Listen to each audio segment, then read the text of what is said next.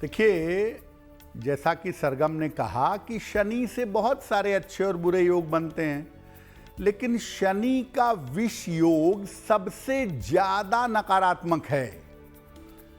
कैसे बनता है, क्या स्थिति होती है? अगर कुंडली में शनि और चंद्रमा का संबंध बने तो कुंडली में विष योग बनता है।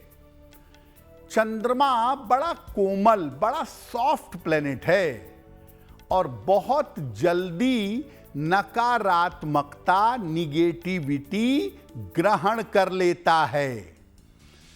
शनि जब चंद्रमा पर नकारात्मक प्रभाव डालता है तो ये नकारात्मक प्रभाव परमानेंट होता है और बड़ा मजबूत होता है। अगर इसमें राहु आ गया तब तो भगवान ही मालिक हैं, स्थितियां बहुत ज्यादा नकारात्मक होंगी। लेकिन शनि और चंद्र का संबंध ही परफेक्टली विष योग होता है और ये शनि का सबसे नकारात्मक योग है, जीवन को बुरी तरह छिन्न भिन्न कर देता है। और अगर कुंडली में शनि का विष योग है तो जीवन के लगभग हर क्षेत्र पर बुरा असर डालता है। कुंडली में शनि चंद्र का संबंध दृष्टि से बने, योग से बने, परिवर्तन से बने, ये योग बनता है पूर्व जन्म के संस्कारों की वजह से। और अगर आपकी कुंडली में शनि चंद्र का विष योग है तो ये आपके जीवन के हर कदम पर, हर पार्ट पर अपना असर जरूर डालेगा। देखिए, आपकी कुंडली के जो योग होते हैं, जो ग्रह होते हैं, उनका प्रभाव आपके व्यक्तित्व पर, आपकी वाणी पर, आपके खान पान पर बड़ा साफ दिखाई देता है। किसी को अगर आप गंभीरता से मैन्यूटली वॉच करें कुछ दिन तक, आप एकदम जान जाएंगे उसके ऊपर किस ग्रह का प्रभाव है। अगर शनि चंद्र का प्रभाव है तो क्या होगा? व्यक्ति को नशे की आदत जरूर होगी, छोटा या बड़ा, लेकिन व्यक्ति नशा करता होगा और काफी करता होगा। व्यक्ति की वाणी कर्कश और स्वभाव रूखा होगा, स्वभाव खराब होगा।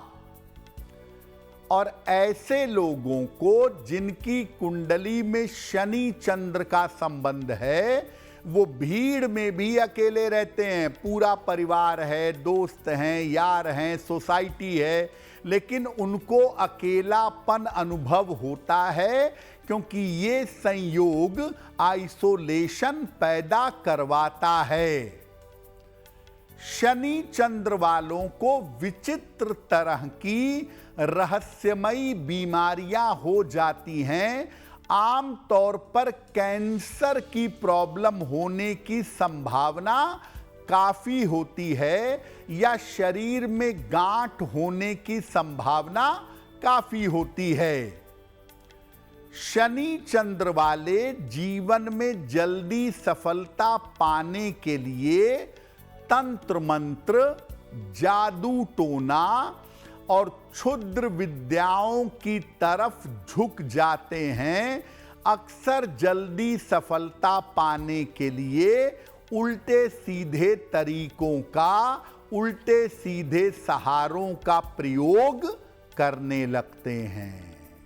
देखिए, हर योग का अलग अलग मामले में फायदा नुकसान दोनों होता है। जैसे बृहस्पति बहुत प्रबल हो गया ना, तो आपको जीवन में बड़ा सपोर्ट करेगा, लेकिन अगर बृहस्पति प्रबल हुआ तो अहंकार भी देगा।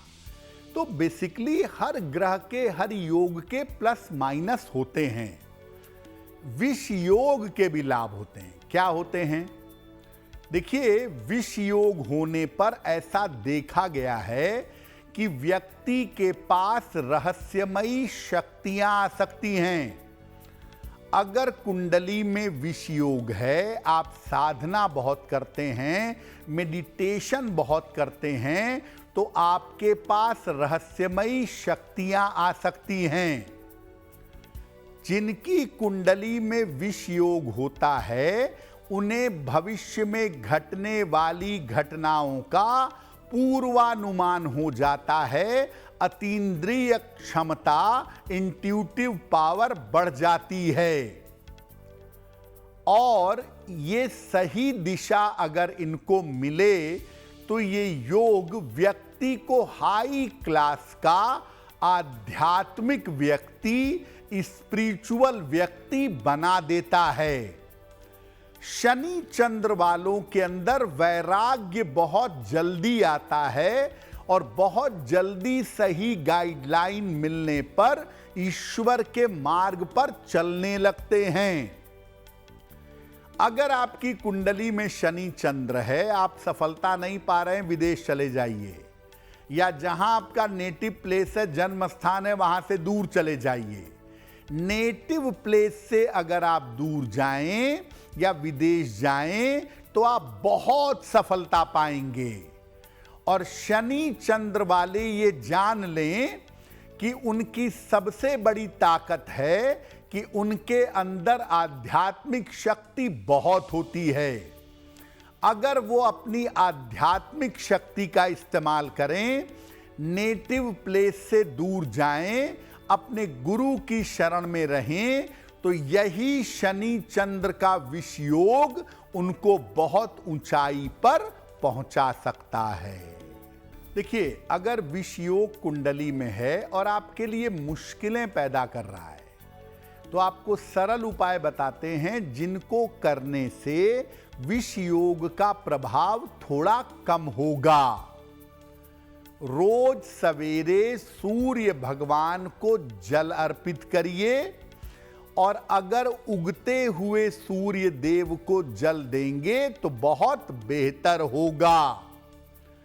सुबह के समय खाली पेट तुलसी दल का सेवन करिए। रोज ब्रश करने के बाद 2 पत्ते तुलसी के पानी के साथ निगलिएगा।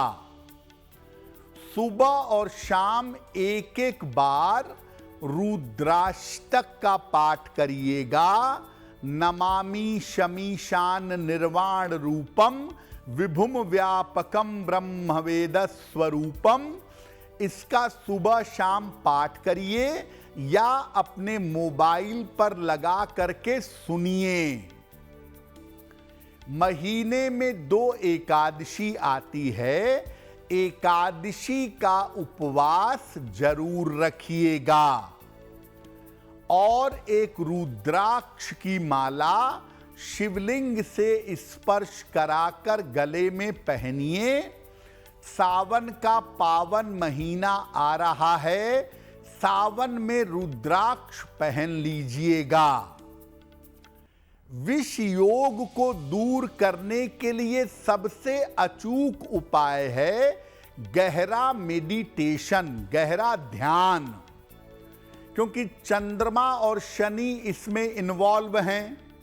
चंद्रमा ब्रीदिंग का, लंग्स का और आपकी भावनाओं का स्वामी है, और शनि वैराग्य का मालिक है।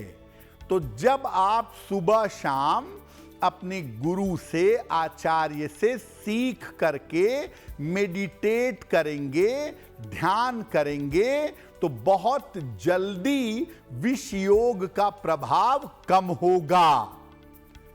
अपने नेटिव प्लेस से दूर जाकर करियर बनाने की कोशिश करिए, आपको विष योग से फायदा होगा। और जब भी मौका मिले, शिव जी का कोई भी मंदिर हो, ज्योतिर्लिंग हो, वहां जाकर दर्शन करिएगा। विष योग का नकारात्मक प्रभाव समाप्त होगा। देखिए, विष योग बनता है शनि और चंद्रमा से। तो पहली सलाह यह है कि शनि का रत्न नीलम मत पहनिए और चंद्रमा का रत्न मोती मत पहनिए। 90% मामलों में विष योग होने पर शनि और चंद्रमा का रत्न नहीं पहनना चाहिए। बहुत विशेष स्थिति हो तब सोचा जा सकता है, लेकिन 90% केसेस में अगर कुंडली में शनि चंद्र का विष योग है तो शनि का रत्न नीलम और चंद्रमा का रत्न मोती नहीं पहनना चाहिए। विष योग अगर कुंडली में है तो 2 रत्न बहुत अच्छा काम करते हैं। सबसे पहला रत्न है पन्ना, क्योंकि चंद्रमा मतलब मन, शनि मतलब एक्शन कर्म, इन दोनों को जो बैलेंस कर सकता है वो केवल बुध है। इसीलिए अगर कुंडली में विष योग है तो आप सलाह लेकर पन्ना पहन सकते हैं। चंद्रमा जो है वो मन का स्वामी है। अगर कुंडली में पीड़ित होगा तो मेंटली साइकोलॉजिकली आपके जीवन में प्रॉब्लम पैदा करेगा। ऐसी स्थिति में आप सलाह लेकर अगर ओपल धारण कर लें तो इससे मन को बैलेंस करने में थोड़ी सहूलियत हो सकती है।